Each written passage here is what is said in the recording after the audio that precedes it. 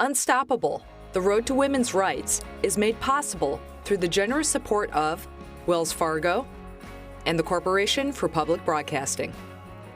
This is a production of Alabama Public Television.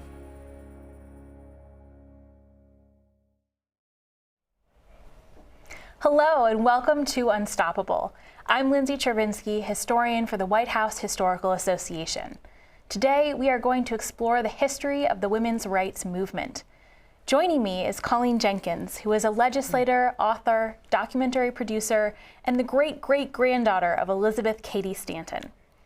We are here to answer your questions about the fight for the vote and beyond. You can send us a question by entering it into the question box on our website, by Twitter, by Facebook, or by sending an email to questions@aptv.org. You're also going to help singer-songwriter Billy Pettinger create a new song about the women's rights movement. All right, our young co-hosts are ready, so let's get this learning adventure started. This land is your land, this land is my land, from California to the New York Islands, from the redwood forest to the Gulf Stream waters. This land was made for you and me.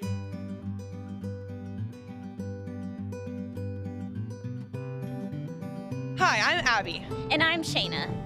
This song says that this land was made for you and me. Is that true? Well, it depends on who you ask and when you ask them. For example, African Americans didn't always have the right to vote. Nor did women. It wasn't until 1848, when the first Women's Rights Convention met in Seneca Falls, New York, that Elizabeth Cady Stanton, urged by abolitionist Frederick Douglass, called for women's suffrage, which is the right to vote. 30 years later, when the 15th Amendment to the Constitution was passed, which extended the vote to all races of men, women were still unable to vote. So in 1917, women's voting rights activists take the fight to the White House. They called themselves Silent Sentinels, and nearly 500 were arrested while protesting. Their struggle was not in vain, for only 3 years later, the 19th Amendment to the Constitution is ratified, giving women the right to vote. Women's rights go beyond just voting, and people are still working on issues of equality today. We are going to follow the path of the women's rights movement. I'm going to go to Seneca Falls, New York, to see where Elizabeth Cady Stanton called for the women's vote. Then, I will travel to the White House to find out where the Silent Sentinels protested. Finally, we are both going to go to Congress and meet Congresswoman Terry Sewell to find out about the role of women in politics today. One of the things that kept these activists inspired was music. Protest songs would lift their spirits and inspire them to keep moving ahead. So during the show, Billy will work with you to create a new song to inspire you.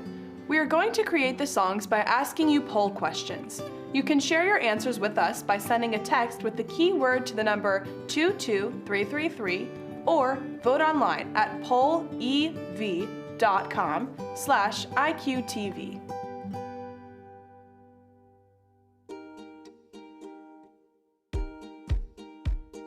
The history of the right to vote in America is long and complicated.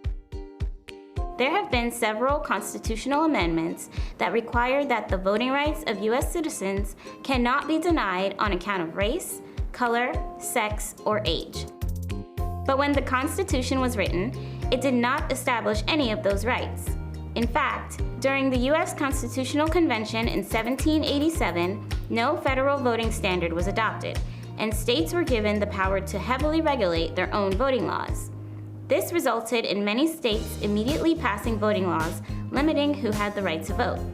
Women, African Americans, and Native Americans were among those left without a political voice.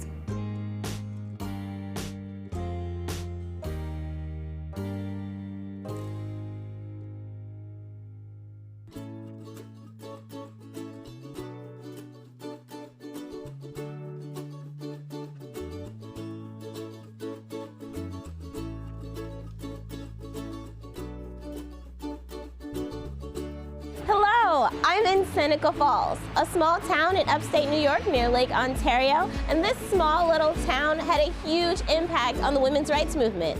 I am so excited to be here. I'm freezing, but I'm excited.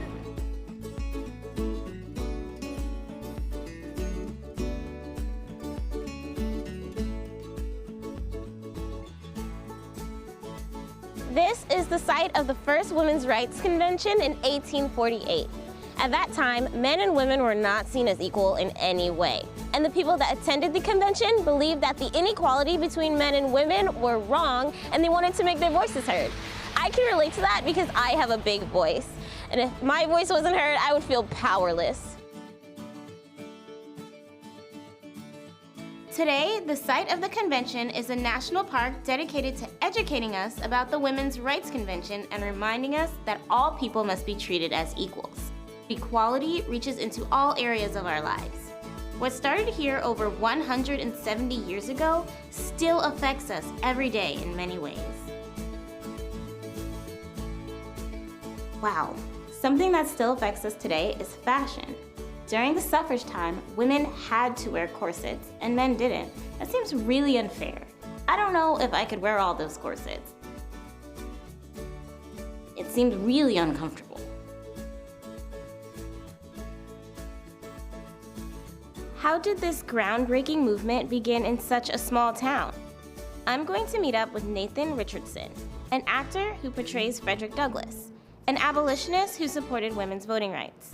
Nathan is going to show me around Seneca Falls and help me understand how such a big movement grew out of such a small place. Hi. Hey, Shayna. Yes, Nathan, is it? Yes. Are you ready? Yes. Let's go.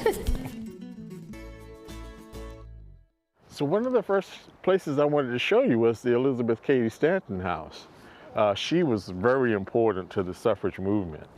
Okay, I definitely heard of her before.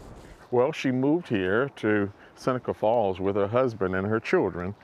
He was a lawyer, and she had some lawyer skills as well. Well, she was one of the authors of the Declaration of Sentiments, but she was a great writer. Of course, she was disenfranchised, so she couldn't really be a lawyer. Cool. How important do you think Elizabeth Cady Stanton was to the movement? Well, she was very important, but I think probably Lucretia Mott was probably the most important. She was a little older than, say, Elizabeth Cady Stanton and Frederick Douglass, and so she was kind of the mother of the movement. Okay.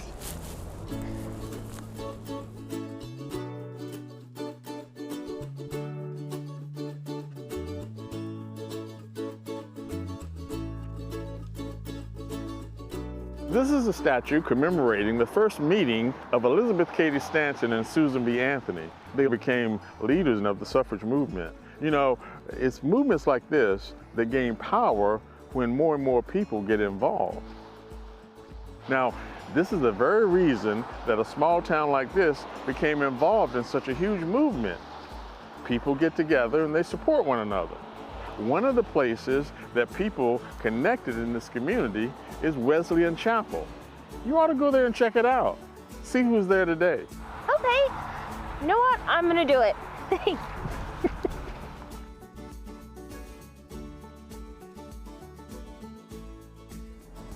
This is the Wesleyan Chapel. This is the site of the first Women's Rights Convention. How are you? I'm going to meet up with First Amendment First Vote that is based here. They are a non-political organization that encourage high school girls to actively participate in politics. This town is so inspiring. I was just talking to Nathan Richardson, and he was telling me about the community support here when it came to the women's rights movement. I'm interested in getting into politics. How do I start that? All right, that's a great question.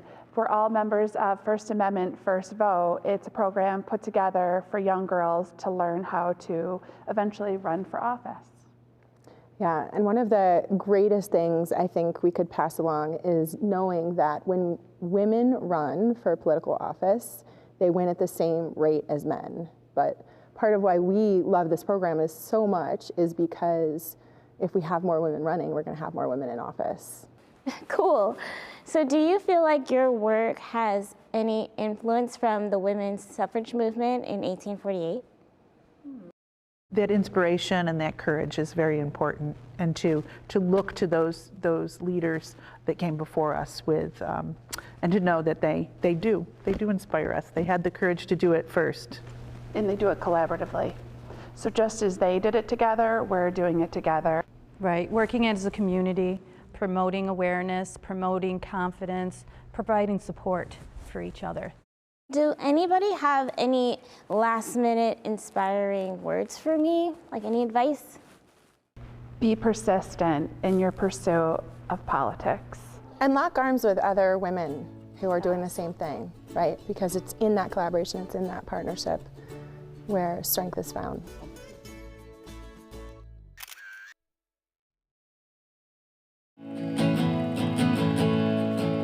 Hi. So how do we start this? Who starts this? One of us, you, me? So tell me about this song. I'm really interested in it. Thank you. Yes. Yeah, I was hoping to write something that would kind of encapsulate the women's rights movement from where it started to where we are today in our current struggles and battles. So the first idea I had was, the story is so important, and sometimes the way we tell a story can really affect its outcome. So for example, In terms of the narrative, there's like a collective approach we could use. So that would sound like we met at Seneca Falls, we marched to Capitol Hill. There's the more personal or I perspective. So we could tell it first person, I went to Seneca Falls. And then the last option would be kind of modern day looking back. So they. So what do you think? Whose voice do we use to tell this story? Send a text with the keyword to the number 22333 or vote online at pollev.com/IQTV. Get those votes in and we'll reveal the answer later in the show. Welcome back. I'm Lindsay Chervinsky. This is Colleen Jenkins, and we are answering your questions about women's rights. So, Colleen, what role did Elizabeth Cady Stanton play in bringing people together to help launch this movement?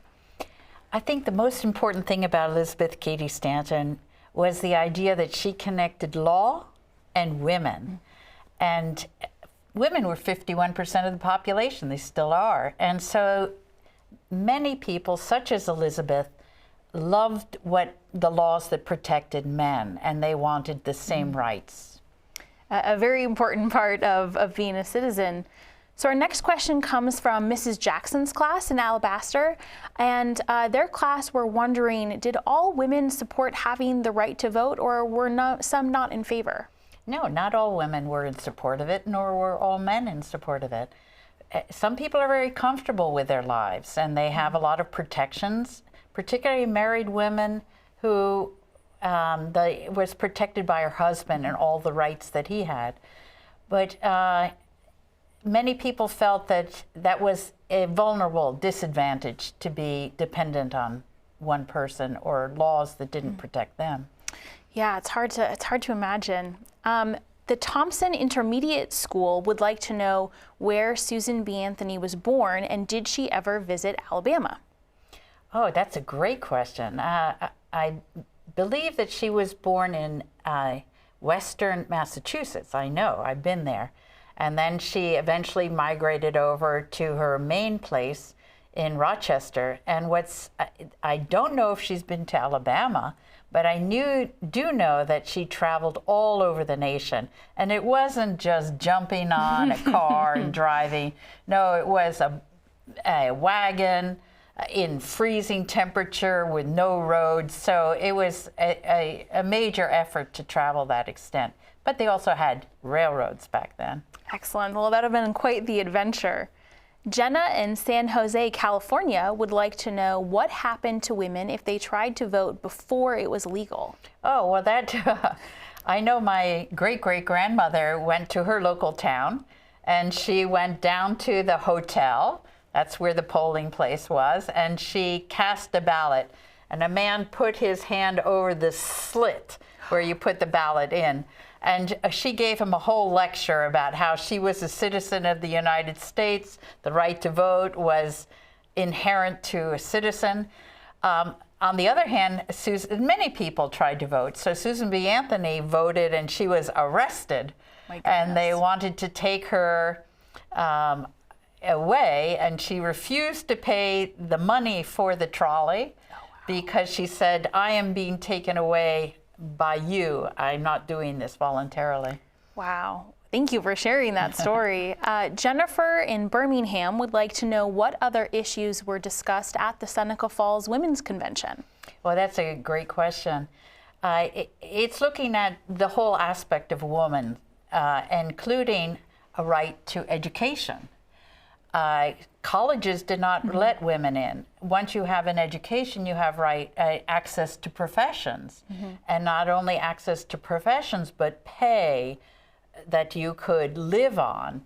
But the most important thing was the right to vote, and that was very, very radical. Yes, absolutely. That's incredible. Okay, now we are going to check out the results of our poll question and explore more of the road to women's voting rights. Okay, let's see what voice you think we should use to tell this story. Collective, personal, or modern day?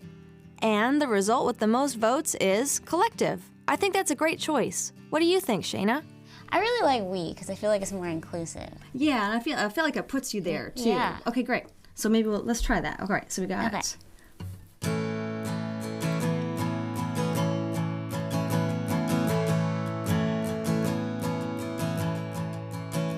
In Seneca Falls, where it all began,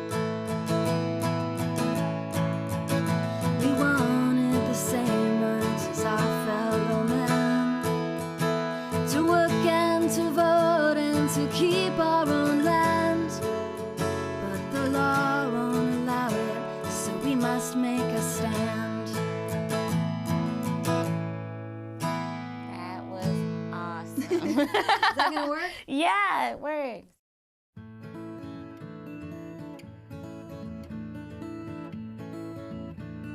The women's voting rights movement split over disagreements about the 15th Amendment. The amendment, ratified in 1870, states the right of citizens of the United States to vote shall not be denied or abridged by the United States or by any state on account of race, leaving states the right to deny the right to vote on basis of gender. Some women's voting activists refused to support the amendment. The pro-15th Amendment group thought that it was unfair to jeopardize black men's voting rights and supported the amendment. They began to work on gaining women's right to vote on the state level.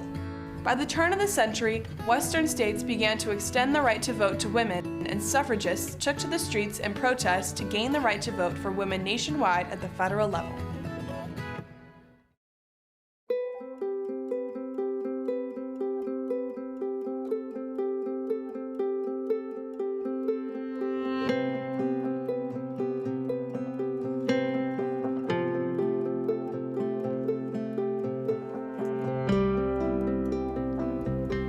I'm in Washington, D.C. at the White House. In 1917, women still didn't have the right to vote. So they brought their fight to the President of the United States. They protested in this park and in front of the White House for a year and a half. Many of them were imprisoned, but their fight eventually brought on the passage of the 19th Amendment, which gave women the right to vote. What they accomplished here changed the United States. Yet this park, which is full of monuments, makes no mention of them or what they did. To find out more, I'm going to visit Lindsay Chervinsky, a historian at the White House Historical Association. Well, thank you so much for meeting with me. Oh, my pleasure. So there aren't any memorials in front of the White House that honor the Silent Sentinels and what they did for women's rights. So could you tell me a little bit about who they were and why they chose to protest in front of the White House? Sure. I actually have some great historic photos that I think might help our discussion and answer some of those questions. So in 1917, women from the Congressional Union, which later became the Women's Party, started protesting outside the White House, which you can see here. Previously, they had really focused their efforts more on the states and trying to get suffrage passed, but they felt like the White House was such a national symbol that it was the right place to try and take their protests to make it more of a national conversation. And so they started protesting outside the White House and really started a tradition of protest that continues today. And I like to think of the protests that are occurring now as a living memorial to their efforts. Okay, so why do a lot of the signs refer to the president? It's a great question. So the president was the most public figure, and he had a lot of authority. And he had privately been very supportive about suffrage, but publicly hadn't made much of a statement. So the women were trying to get him to make a public statement in support of their efforts. And you can see that they actually engaged with him as he would come out of the White House every day, and the signs were there. And is it true that a lot of the women were imprisoned for protesting? Absolutely. So the women actually weren't doing anything wrong. They were just standing in the sidewalk. But they were arrested for obstructing public pathways. As more and more press started to focus on these efforts, the court started to give harsher sentences, sentenced them to up to 6 months in jail. Sometimes they were subject to incredibly harsh treatment.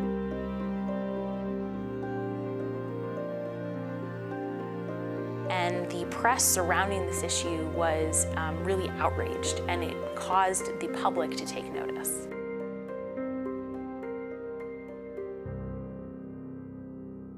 Well, it sounds like they were very passionate about their beliefs. Do you think their dedication to the cause and what they endured in prison helped eventually get them the right to vote?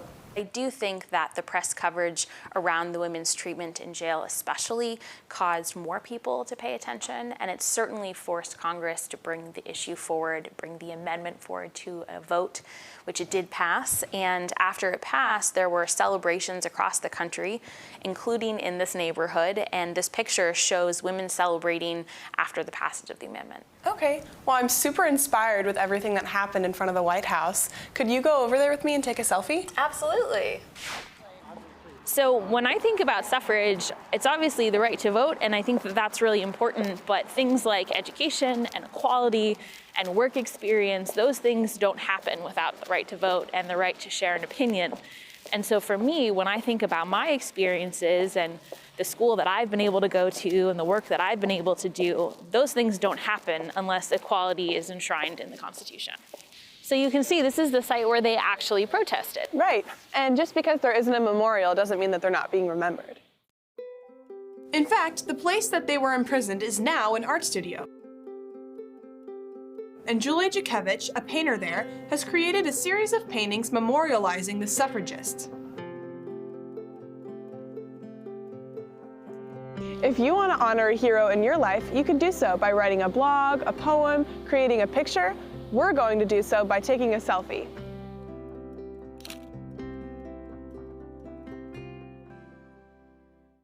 So the next part, now we need a chorus. We need something that's going to repeat and be our kind of main theme.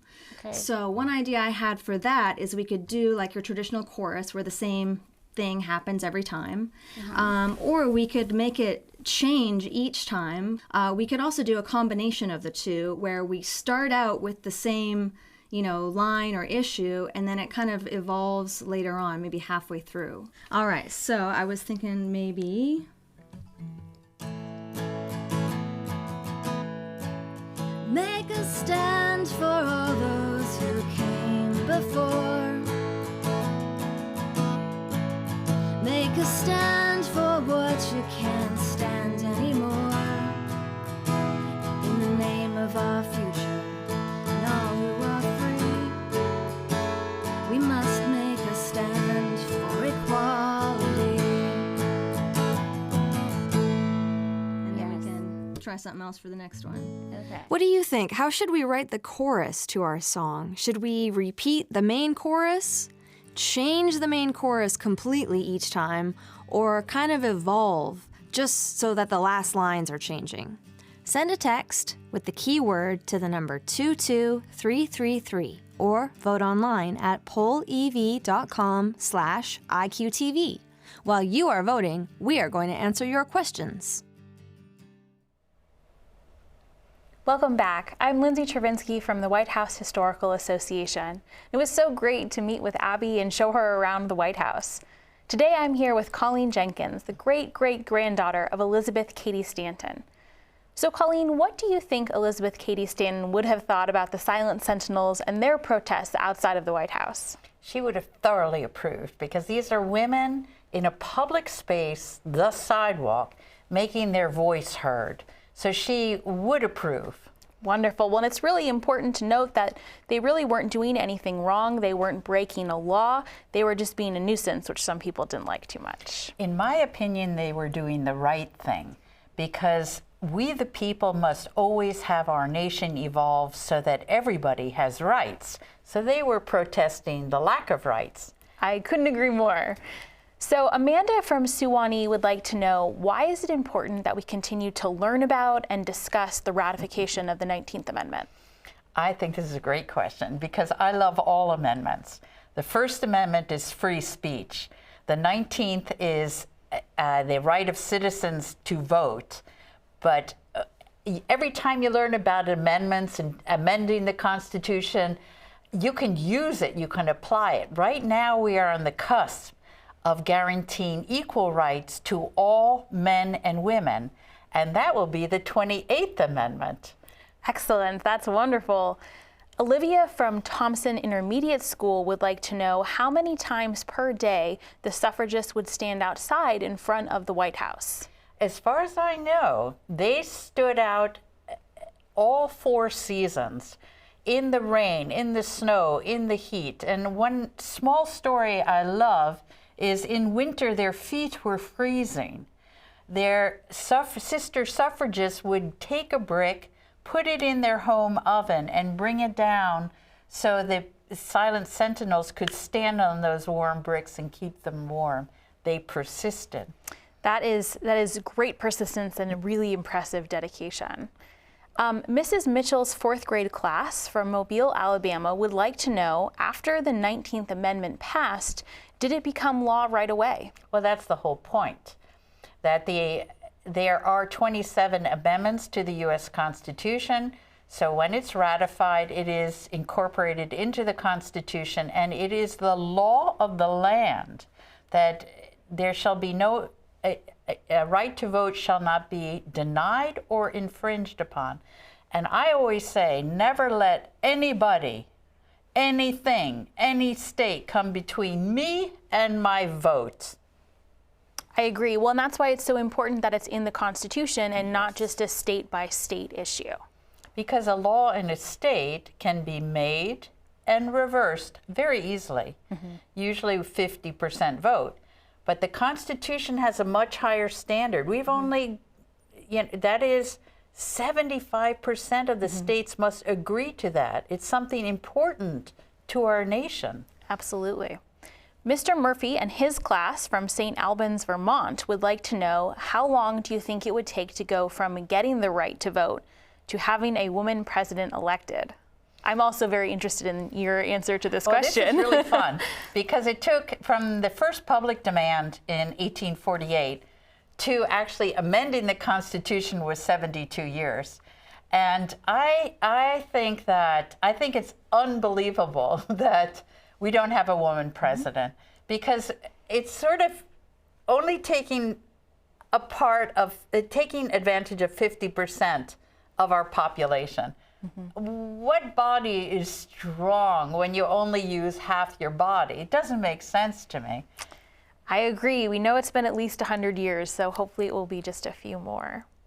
Okay, so now that we've answered those questions, let's see what you think we should do for the chorus of our song, and then head to the U.S. Capitol to learn more about women in politics. Hey, it's Billy. You voted. And now let's see what you think we should do for the chorus. It looks like the most votes are to evolve the main chorus. All right, so I was thinking... Make a stand for all those who came before. Make a stand for what you can't stand anymore. Equality for everyone is what we demand. And we don't have it yet, so we must make a stand. That's so cool. While women gained the right to vote in 1920, it wasn't until the Voting Rights Act of 1965 and other federal laws related to prohibiting racial discrimination in voting that all American women truly attained voting rights. Today, women's rights activists are still working on issues of equality. Activists are still working to ensure that laws are in place that guarantee fair access to voting. And unlike 100 years ago, women now have a seat at the congressional table.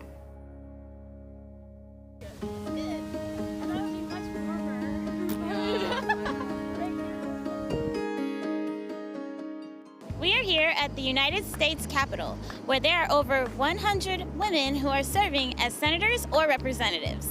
They help make women's voices heard in Congress. Recently, a bill was passed to renew the Equal Rights Amendment, which provides equal rights to both men and women.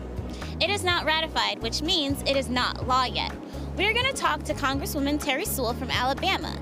We're going to talk about the Equal Rights Amendment, whether that will become law, and the advancement of women's rights.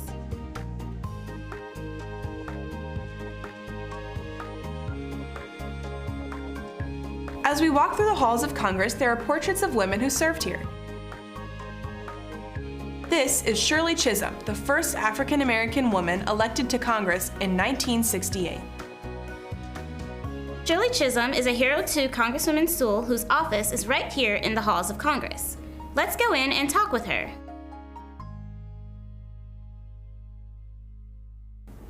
We just saw the awesome portrait of Shirley Chisholm. Is she someone that inspires you today? Is she your hero? Absolutely. Shirley Chisholm was the first African-American woman to walk the halls of Congress. And I can tell you that as an intern for my member of Congress when I was in college, to see an African-American woman portrait in the nation's capital was not only inspiration, but to see a black woman pose like she was ready for success was a real great inspiration to me. And while things have changed, and many things have changed in this country, I still think that women have a harder time getting elected to Congress. And I especially think that black women sometimes have a harder chance. That's why I'm a big supporter of the ERA, the Equal Rights Amendment. That's why I'm a real big proponent of voting rights and making sure that every American has access to the ballot box. Well, I think it's so great that women are represented in Congress for women's rights and for high school girls to have equal opportunity in sports. Yeah. What is the current state, as you discussed, of the Equal Rights Amendment, and do you think it'll ever pass? When I think about the ERA, the Equal Rights Amendment actually had a timeline in which all 50 states should ratify it in order for it to become a part of the Constitution. And what we just voted on was to extend that timeline. Right now, 38 states have adopted it. Alabama hasn't yet. And I want to make sure that other states that haven't come on board have the opportunity to come on board, because I think all of us benefit when women and girls have equal rights. And what does the ERA say? The Equal Rights Amendment is pretty simple.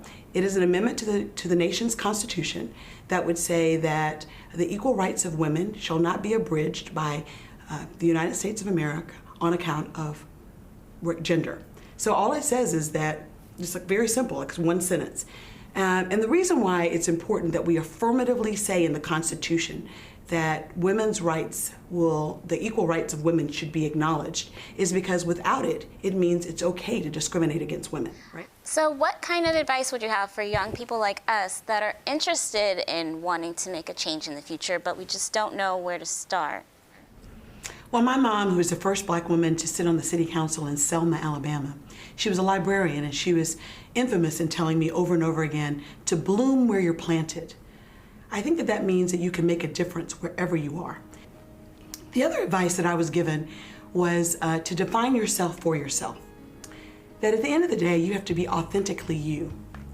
That the world will define you by external things, your race, your gender, how much money you make, where you're from. They'll make assumptions about you because you're from the South or you're from the North.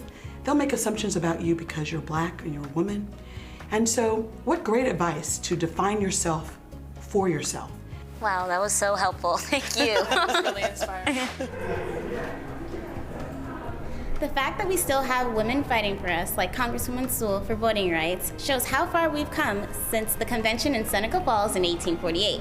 There will always be more work to do when it comes to ensuring equal rights for all. We can continue the work that a few dedicated women began over a century ago. And here they are. A monument to the original leaders of the women's rights movement stands in the rotunda of the Capitol. We all owe them our thanks. Okay. All right, so now we need a second verse. For this next verse, I was thinking maybe we could reference somebody, name drop a little bit, somebody who is maybe on the front lines. So what do you think? Who should we reference in the second verse of our song? Should we talk about someone from today, like Congresswoman Terry Sewell, or a suffrage activist like Susan B. Anthony, Elizabeth Cady Stanton? What do you think? Send a text with the keyword to the number 22333 or vote online at pollev.com/IQTV. Vote now and we'll finish our song right after Colleen Jenkins answers some more of your questions. Hello and welcome back. I'm Lindsay Chervinsky and this is Colleen Jenkins, and we are answering your questions about women's rights. Colleen, do you feel that the current state of the Equal Rights Amendment is a fitting legacy for Elizabeth Cady Stanton's work in 1848? Absolutely. So she demanded women's right to vote, and that is closely tied with the 19th Amendment, but that's the fundamental right of citizenship. What about all of your other rights? Those need to be protected by the Constitution, so that's the Equal Rights Amendment. I like to call it the 28th Amendment of the U.S. Constitution. It's a fitting name. So Rami from Virginia would like to know, what do you think Elizabeth Cady Stanton would think of the legacy she has left behind? I'm not sure she's thinking of a legacy, but she certainly left an enormous paper trail because she used every single weapon in the arsenal of democracy, and it's in order to create a mass movement or be part of a mass movement. For instance, it's an enormous bar that you, for instance, to petition government. They had tens of thousands of signatures on a petition. All of that is a public written record. And I think that she would be enormously proud of all of the creativity and effort that went into this mass movement to create the fundamental right to vote for all citizens of the United States. It sounds like Miss Gamble's fourth grade class would be like to be a part of that movement as well. They're from Birmingham, and they were wondering, how can Alabama be included in the ERA ratification of 2020? I think this is great. I love you guys, the fourth grade. So I would say immediately contact your congresswoman who just spoke, Congresswoman Sewell, and join forces with her and join forces with everybody else. They're already organized groups, and they would love to have you involved. Yes, they absolutely would. Mrs. Naro's class in Alabaster would like to know if the rights got applied and used as soon as they went into the Constitution. What's interesting, it's not like a light switch. You don't go boop, boop, and the light's on, the light's off. But what it is always an evolution. But what's critical is that you have the law of the land. You have the 19th Amendment guaranteeing you the right to vote. So anybody who comes between you and your right to vote, that means they are violating the Constitution of the United States. That never let anybody come between you and the law. Well, so what are some of the challenges that women still face today that we could perhaps think about as a movement going forward? I like this question because I think it's not just about women. I think that it's very much about men. For equal rights, what do men also want? What do women also need and want? And this is a very interesting change of positions and guaranteeing of rights. So I would look at the commonality. How do we move forward as a nation? That's what's important to me. I agree. And I would also add that as we move forward, education is key. We've talked about this. Make sure you get your education and read and learn, and that is always a good first step. Absolutely. So we hope that we've inspired you to learn more about voting rights and women's equality. We've certainly had a wonderful time. Colleen, thank you so much for being here today to answer these questions. And thank you all for giving them to us. They were wonderful. We hope you enjoyed learning all about the incredible history of the women's rights movement. Goodbye from the studio, and now let's see our complete new song. Okay, now it's time to check in on our last choice of our song. Let's see who you think we should reference in the second verse. And bringing the song up to the modern day with Terry Sewell gets the most votes. Great choice. All right, it's ready, our new protest song. I've really enjoyed writing this song with you today. Thank you so much for your help. Thank you, Shayna. And so without further ado, here it is. All right, I guess I gotta play the song all the way through now.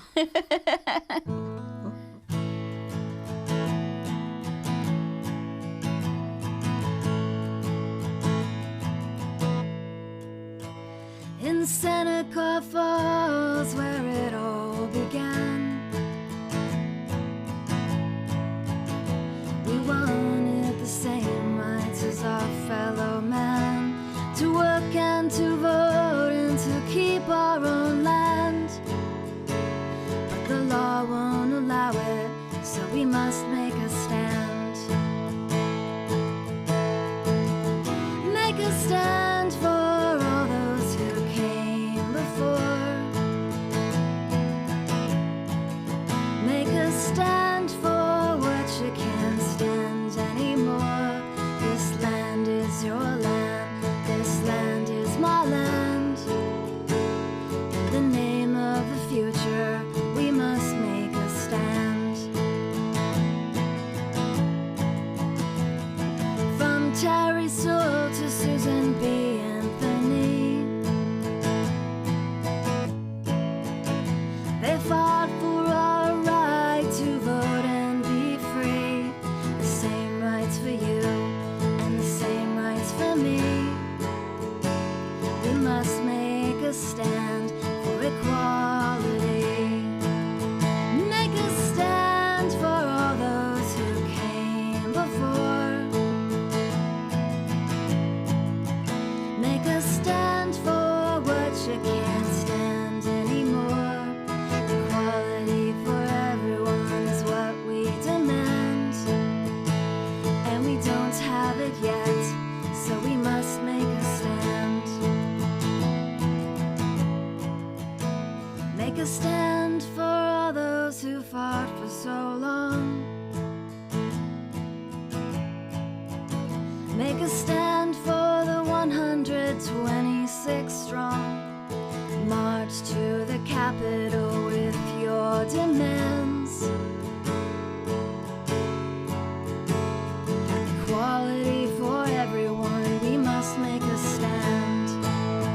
Make a stand for all those who came before. Make a stand for what you can't stand anymore. March to the Capitol with your demands. Equality for everyone, we must make a stand.